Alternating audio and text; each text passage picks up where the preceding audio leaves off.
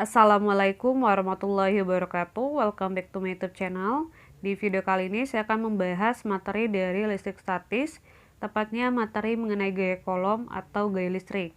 Nah, sebelum kita lanjut ke pembahasan soalnya, bagi adik-adik yang belum subscribe, silahkan diklik dulu tombolnya, kemudian jangan lupa like dan share. Terima kasih. Oke, langsung aja kita bahas soalnya. Perhatikan gambar di bawah ini. Jika Qi-A 4 mikrokolom, Qi-B 2 mikrokolom, dan Qi-C negatif 3 mikrokolom, tentukanlah gaya kolom yang dialami oleh muatan B. Nah, jadi perlu diketahui ya adik-adik bahwasanya gaya listrik atau gaya kolom itu merupakan besaran vektor. Sehingga tanda positif dan tanda negatif yang terdapat pada muatan itu hanya digunakan untuk menentukan arah dari gaya kolomnya saja dan tidak dimasukkan ke dalam perhitungannya.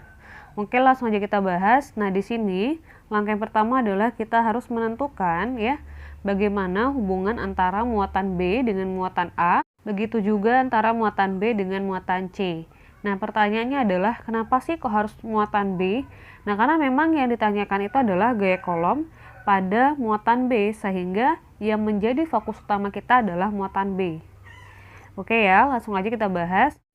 Yang pertama itu kita harus menuliskan gambar muatannya, pindahin ke sini, kemudian kita beri tanda positif atau negatifnya. Nah, Qi A dan Qi B itu dia punya muatan positif dan Qi C muatan negatif.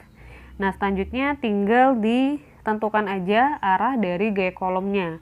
Untuk yang pertama adalah antara muatan B dengan muatan A. Nah, karena dia sama-sama positif ya atau muatannya sejenis, maka dia akan tolak menolak.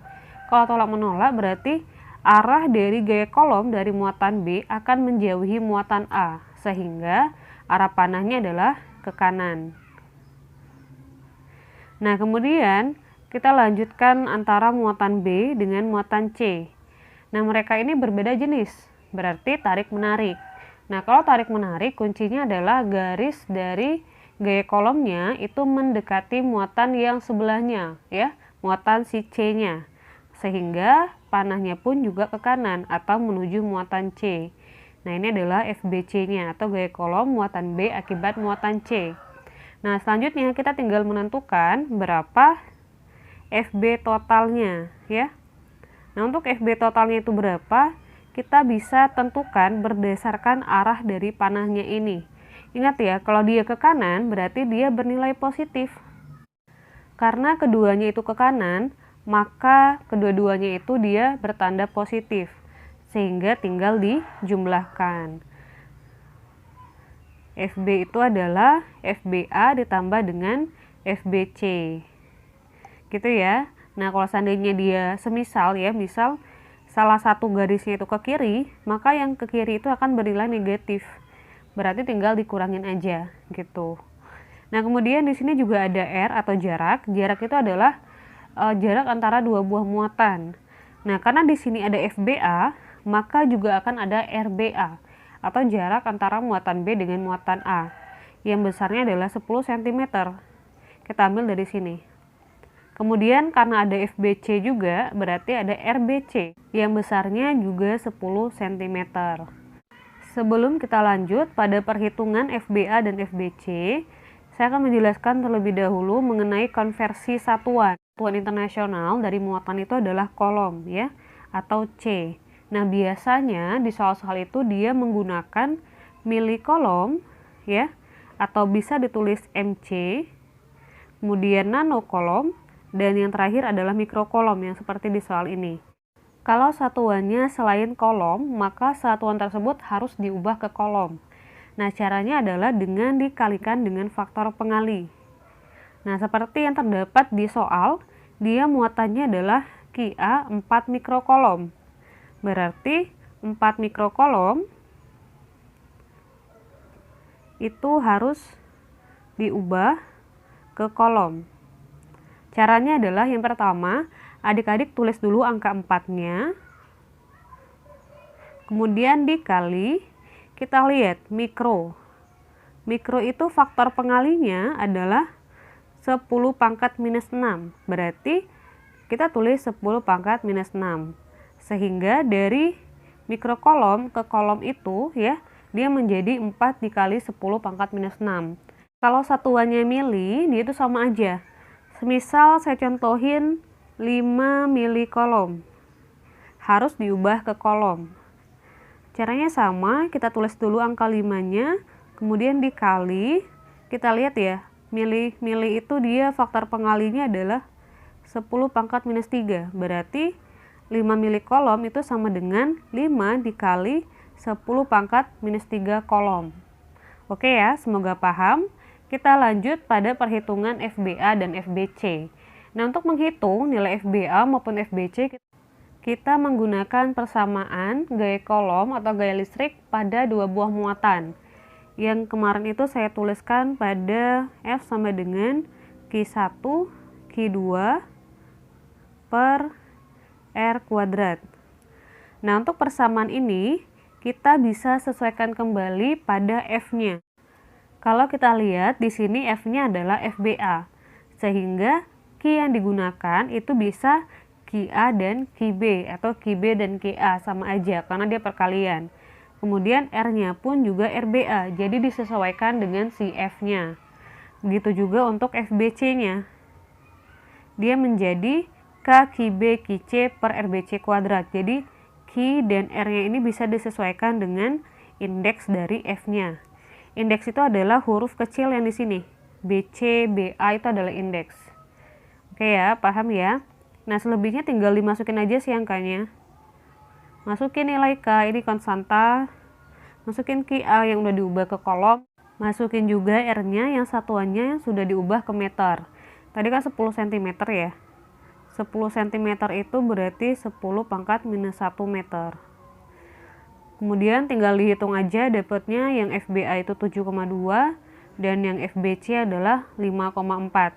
Nah, terakhir tinggal dijumlah aja, FB sama dengan FBA tambah FBC. Dapatnya adalah 12,6 Newton. Oke, kita lanjut ke pembahasan soal yang nomor 2. Gaya listrik yang dialami muatan QB adalah 8 Newton. Berarti yang 8 Newton itu adalah FB. FB-nya 8 Newton. Jika muatan QB digeser menjadi 4 cm dari A, gaya listrik yang dialami QB sekarang adalah, nah berarti untuk yang 4 cm itu adalah jarak setelah diubah. Ya, kalau untuk jarak yang setelah diubah biasanya kita menggunakan tanda aksen. R aksennya berarti 4 cm. F ini adalah pada saat dia itu jaraknya masih 2 cm, belum diubah. Berarti dia masih tertulis dalam F saja. Dan R-nya pada saat 8 Newton itu adalah 2 cm. Yang ditanyakan adalah berapa FB aksennya ya, atau boleh kita tulis berapa F aksennya, sama aja. Oke, langsung aja ya kita bahas.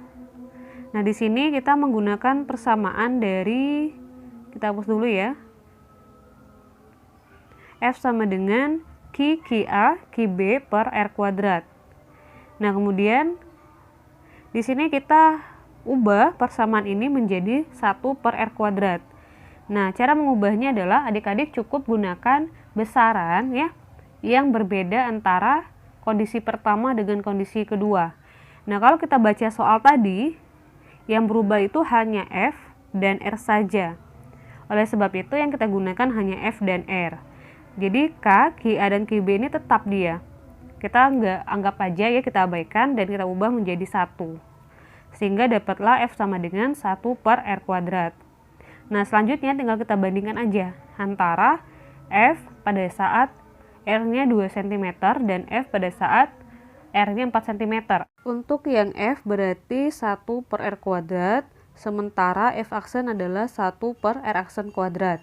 Nah, setelahnya untuk yang ini tinggal kita selesaikan dengan pecahan biasa.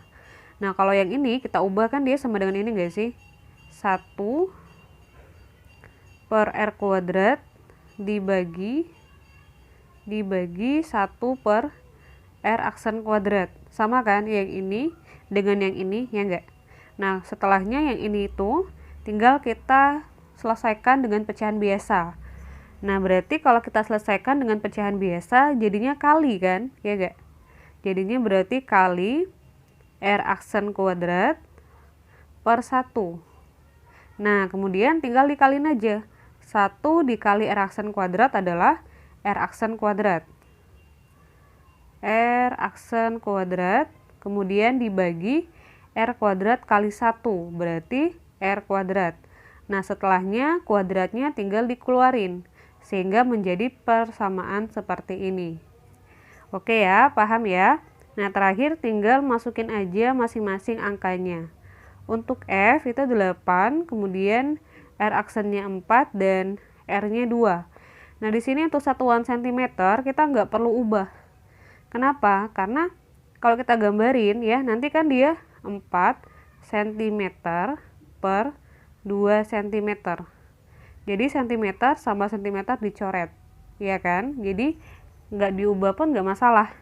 Kalau seandainya kita ubah, jadinya berarti 4 ya dikali 10 minus 2 dibagi 2 dikali 10 minus 2. Nah, ini kalau satuannya meter. Sama, bakalan dicoret juga. Tinggal 4 dan 2 saja. Jadi untuk kasus soal seperti ini nggak masalah kalau satuannya tidak diubah.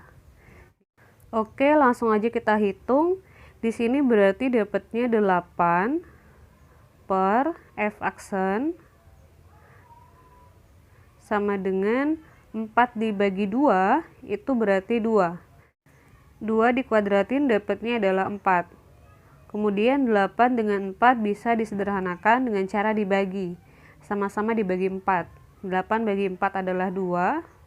4 dibagi 4 adalah 1. Lalu tinggal kali silang aja ya. F aksen dikali dengan 1, dapatnya berarti F aksen. Kemudian 2 dikali dengan 1. Karena 4 itu kan sama aja dengan 4 per 1. Ya kan? Berarti di sini ada 1 nih.